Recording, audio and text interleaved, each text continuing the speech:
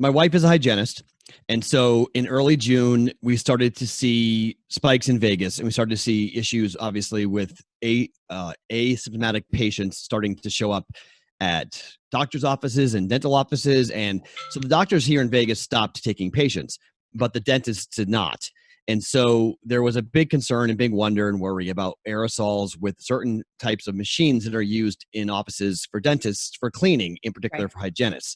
And so what we believe happened, and in the early part of June, my wife was exposed to COVID-19, and we don't know how long the overall incubation period was for her, but we think it was probably 2 or 3 days. So she started to show symptoms with a pretty bad headache, and then kind of progressed and went downhill from there. Basically, once she had a fever and started to lose her sense of smell, we didn't need the positive COVID test to know that she had COVID, but she did wind up obviously testing positive for COVID. She went to the ER once when she was dealing with some really bad chest tightness, and that's when she had a nasal swab test that was a rapid test. That the initial test that she had taken took a week to come back at that Wow. time in June. Yeah. And then she got the ER test, which was rapid, and then we got that she was positive. So we had already isolated her for 8 days in our master bedroom and kept her away from my daughter and I. But as what happens with COVID, you just don't know how long that period's going to last for incubation. And my daughter ultimately started to show symptoms about 8 days later. So after that, and your daughter started showing symptoms, it roughly took you, what, 3 weeks before you started to see anything? Yeah, for me, I kept on testing negative. So we did a really good job of keeping my wife away. But I was caring for my daughter for the week that my wife was being isolated and us staying really far away from her. And she was dealing with some pretty severe symptoms. I mean, she was extremely fatigued, really bad headaches, awful body aches, a cough, fever. I mean, just the things that this is not the flu. Okay. This is not like a 1 or 2 day, oh, I feel like crap. This is like, oh my goodness gracious, I have something that's really seriously wrong with me. And so I tried really hard. Every morning I'd get up and I'd wipe down the entire house with Clorox bleach. I would keep my daughter as far away. And my daughter now is 6 years old. So all she would ask me every morning is, if I'm positive for COVID, can I see mommy? Like, she had no real understanding that like her having COVID was what I was trying to prevent, but Right. she just wanted to go see her mom. And so she was struggling, I was struggling. And so what ended up happening is that like once my daughter popped the fever of 101.5, it was pretty much, okay, my daughter has it. So how am I not positive? And so I kept on testing negative. And then finally I showed symptoms about, I think we first started June 8th, I think it was, for my wife first starting symptoms. And I showed symptoms on June 21st. So what was your first symptoms? Your loss of smell and taste, or were you stuffy head? What was going on there? No, see, I'm a type A freak person when it comes to my body. And so I have an Apple Watch. And so I watched my heart rate every morning. I was watching my heart rate to see where I was when I slept, because one of the precursors, if you see some of these products that are out there saying they can detect COVID early, like 3 or 4 days early, Right. it's your change in heart rate that really is what it does. It's your body has an infection and your heart rate spikes. So when I sleep, my heart rate normally is 50. I've been working out pretty steadily for the last 2 years, preparing for an amateur boxing fight that never happened thanks to COVID. But I was watching my heart rate go to 75 when I slept. So that's when I knew that, okay, something is wrong. My body is reacting totally differently. And I just felt off. And, for people who are wondering, do you have COVID or not? I mean, for me, it was, I had a feeling in the back of my throat that didn't feel right, kind of like a frog in your throat. And my heart rate was spiked. And that took about 48 hours. And then the fever came and the chills came. And I didn't have as bad of a fever as I had bone chilling chills. Like, I was shaking like uncontrollably for a couple of days. Luckily, it only lasted 2 days, but it stunk when it was going on. But now all is said and done. You went and you got tested. You found out you were positive. Did they ever treat you with like the drug remdesivir or anything of that sort, over the counter stuff? No, I mean, one of the things that for my family, what we were lucky is that we have a lot of friends and my mom in the medical community. So we started right away treating, COVID is a fight against pneumonia. And then from pneumonia, it goes to sepsis. So you're trying to do everything in your power to keep your lungs clear. So we took right away a maximum strength expectorant, which is very easy to acquire. It's a little expensive, but it's over the counter.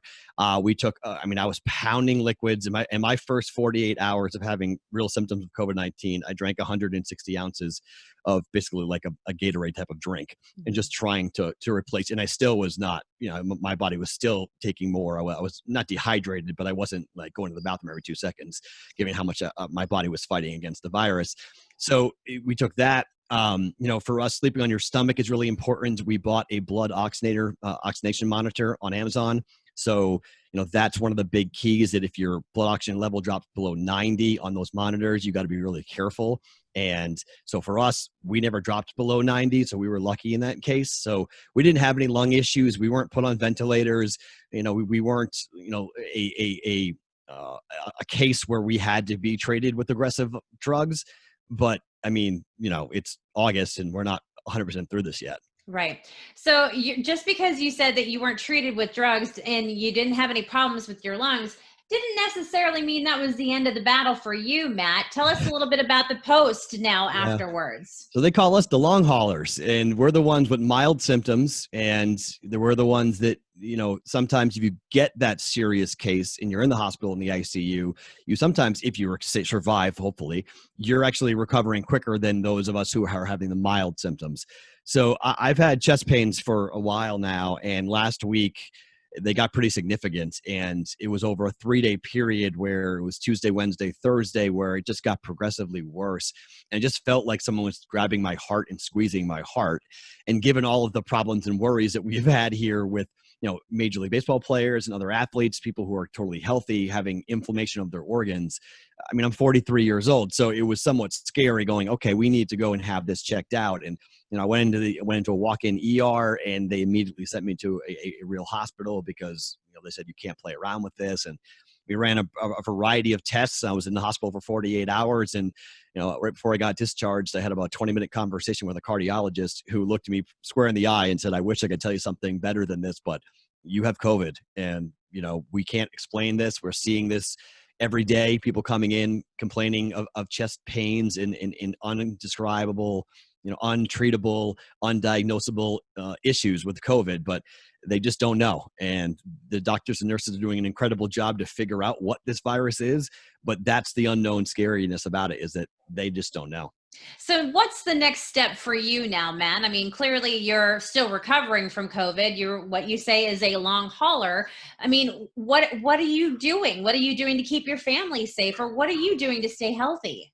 Yeah, it's really a problem because I've seen it in the last 2 weeks where I've literally said to my wife, I feel like I have COVID again. Like, I feel like I'm going backwards rather than going forwards. And, before I got COVID, I was able to work out for 2 hours, burn 1,200 calories, be incredibly active. And, 2 days ago, I couldn't do 20 minutes. I couldn't do a 20-minute workout where my heart rate was over 150 for a sustained period of time without getting pretty lightheaded. So I'm still dealing. I don't know where I am yet, really. I don't know how much of a problem this is going to be long-term for me. I don't know how long. My daughter turned 6 last week. I don't know what her long-term health is going to look like. We have the antibodies, obviously, so we have an immunity, and we're all dealing with the idea of, how long does that last? And does it go for 50 days, 75 days? Is it shorter or longer? And then my daughter's supposed to start school, on the 24th of August. And it looks like we're going to go all remote learning here in Vegas. But just being around other people, and human beings need to be around other human beings, and my daughter included. And, we've gone so long without having any sense of community that it's just so difficult and so trying to go, okay, we've had COVID, but we know people who haven't, and we know families who haven't gone through this, and Right. we're trying to keep themselves away from it. And, I don't want anyone to go through what my family has gone through, but it just feels like we're all just headed towards this way where, like, everyone's going to get it, and then we'll deal with it after the fact, because we don't want to do the things that we have to do to stop the spread. How does your wife feel? Like, how is her health, and moving forward, how are you going to take care of your daughter? Well, my daughter only had a day of symptoms. Kids are remarkable with this virus, and she had a fever for 1 day. Basically, she was tired for a couple of days, and she hasn't really had any symptoms since. So that's the one thing that is the saving grace about this whole thing is that like children, for the most part, there are kids obviously who have had long-standing problems with COVID, but for the most part, children seem to deal with the virus. And because they're either exposed to all sorts of viruses anyway at school or whatnot, but she seems to be okay. So for right now, we're not worried about my daughter. For my wife, we just don't know. I mean, it's just like me. I mean, she has chest tightness from time to time.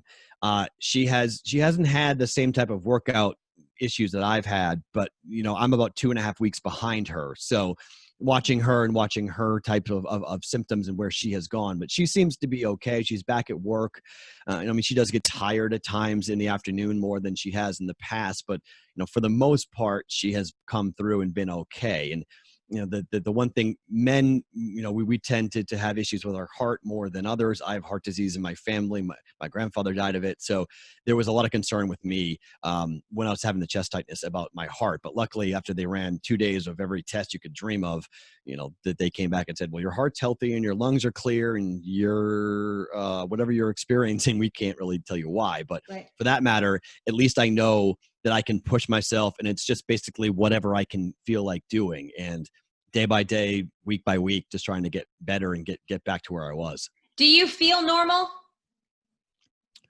It's a great word. Normal. What is normal these days? What is the world we all had pre-COVID? It's not normal now. But I mean, do you feel like what you did, say, middle of May?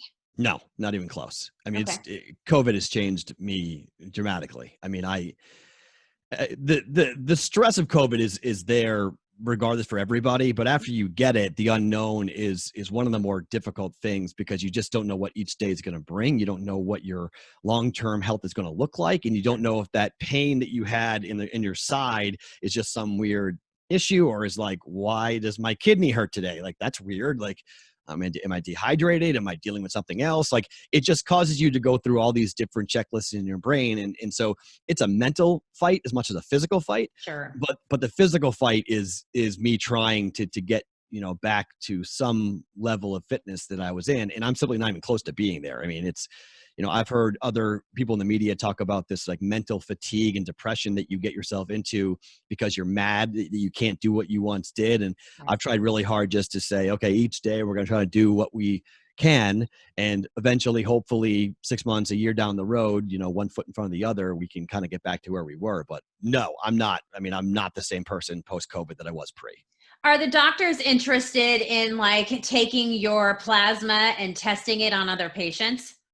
I want to offer that. I mean, that's something that I was told by the American Red Cross when I called after I had recovered from COVID. I said, I want to donate my plasma. And they said, okay, we try to go about 2 months after, and we try to, make sure that you're fully through the virus. And this was about 2 weeks before I wound up back in the hospital. So I kind of understood now why they said that, because, they want you to donate, but they also want to make sure that you're 100%, not dealing with the virus still in your system. So I want to give my plasma, and I hope anybody who has COVID will be willing to do so and go donate blood, if not plasma as well, to patients, because that's one thing that we have seen, that it is helping people and saving lives by injecting those antibodies into people who are dealing with the virus in a really bad way. I just don't know what level my antibodies are. I mean, sometimes when you have only a mild case, your antibodies aren't as strong as they want them to be. So, but they have not talked to me about it, but I want to do it. His name is Matt Perrault. He is a sports radio talk show host in Las Vegas. He's one of my old friends. So, Matt, go ahead, plug your podcast, plug whatever you want to plug, because quite frankly, I am grateful for your friendship, and I'm also grateful you're still alive. Well, thank you. I appreciate that. Yeah. So it's 10 to 1 Pacific time. Sportsmapradio.com is to stream the radio show. It's a national show that we talk about sports gambling. We talk about sports every morning, every weekday from 10 to 1 Pacific, 1 to 4 Eastern. And you can follow me on Twitter at Sports Talk Matt. I do podcasts and other fun stuff as well that you'll see me ranting and raving, and a lot about people not wanting to respect the virus. That's my new new mantra is respect the virus, because it's real, it's out there, and I don't want your family to get it.